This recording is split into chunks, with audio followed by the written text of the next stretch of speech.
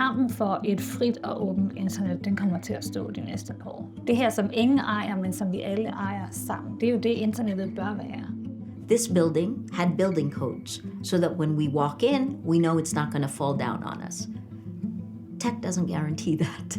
It is so far from censorship that it can possibly be. Er jeg bekymret for demokratiet? Ja, det er jeg faktisk.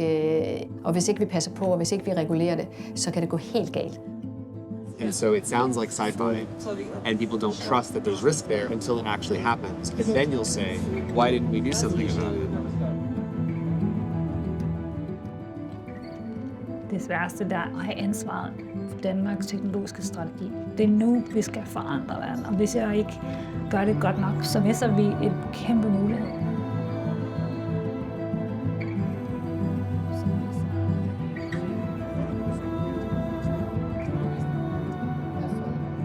Og jeg synes, man har en forpligtelse til at være lidt naiv. Altså, ellers er der ingen mennesker, der tør prøve at beskæftige sig med noget, som er umuligt.